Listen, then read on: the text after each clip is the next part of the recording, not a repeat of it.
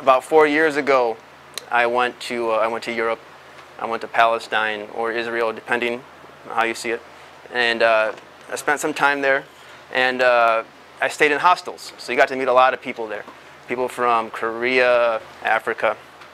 And at night, you kind of hang around in the lobby, waiting to get on the computer or eat your food or whatever. And you start talking with the people. And the way you would start up conversation is, you know, well, where are you from, this and that. And a lot of times people would ask me, they say, are you Indian? And by Indian, they didn't mean someone from India. They meant the Indian from North America. And then I would say, well, I'm not Indian, I'm Mexican, but a Mexican is an Indian with a Spanish name. And then they would say, oh yeah, I can see that. I can see that. And the thing was, they never asked me if I was from Spain. They didn't say, oh, so you came back here to go back to your homeland of Spain. You know, they never said that. They never said, oh, you came back as a Latino to come enjoy the history of your ancestors in Rome. No one ever said that. They always asked me if I was an Indian. Even our own people here don't see it. Some don't see it, some don't want to see it. But let me tell you something, the people in Europe see it, they know. The people in Asia know, people in Africa know that we're not some kind of pseudo-Europeans, that we are an indigenous people.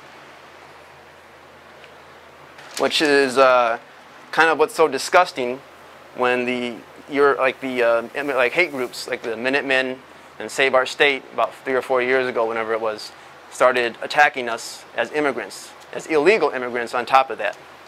And so we kind of got some posters together, some materials, and like I recognize a lot of you went out there to counter-protest them.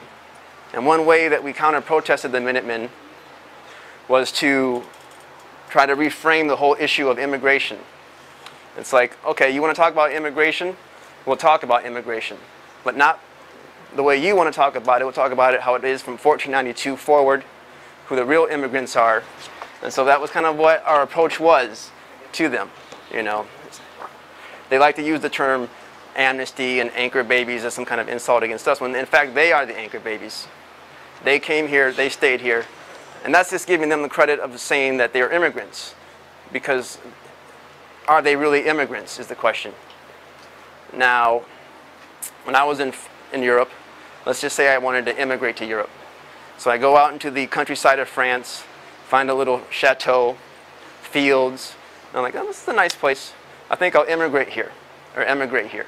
So I go knock on the door, go up to the house, the guy invites me in, gives me some cheese, gives me some wine or whatever.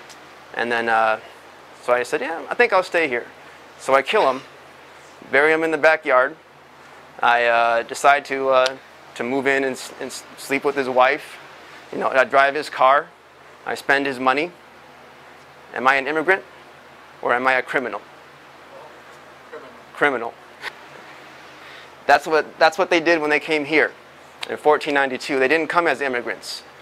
They came to steal the land, plain and simple. There's none of this religious freedom nonsense. You know, they came here specifically to steal the land, to steal the resources. And if that meant they had to kill Indians in the process, they had no problem with doing that.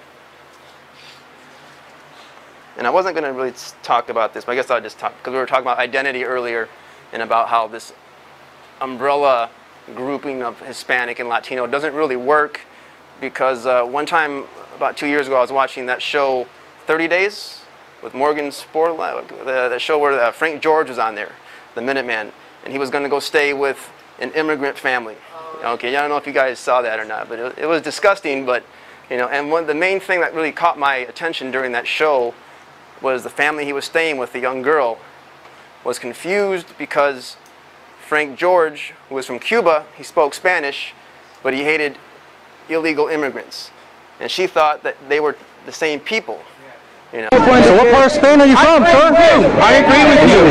Here this guy goes. He's What part of Spain are you I'm from? from the part of Spain, motherfucker, where we give a shit about our country, motherfucking asshole. Because he's not our people. He hated Mexicans.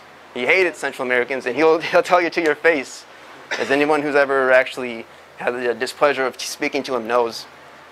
Touching back on this immigration thing, why Europeans weren't immigrants. One thing that they complain about is that we come here to this country and we don't assimilate. And then, one of my favorite protests was about a year ago. We went down to San Diego, and Manuel confronted Lou Dobbs face to face, and he asked Lou Dobbs, he said, well, how come when you came here, your people didn't assimilate? How come you didn't learn our languages? How come you didn't learn our theology? All the questions. Why didn't your ancestors assimilate? Why didn't yours? And Lou Dobbs was like, what do you mean? He tried to play stupid. Or maybe he wasn't playing, I don't know.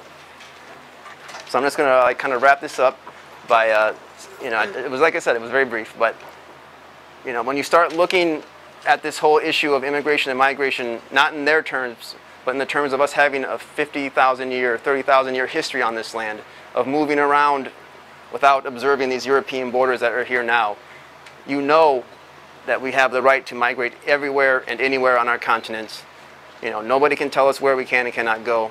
My favorite line is, we didn't observe their borders in 1492. Why do we need to observe them in 2009? And I'm going to pass the floor back to Nayolo.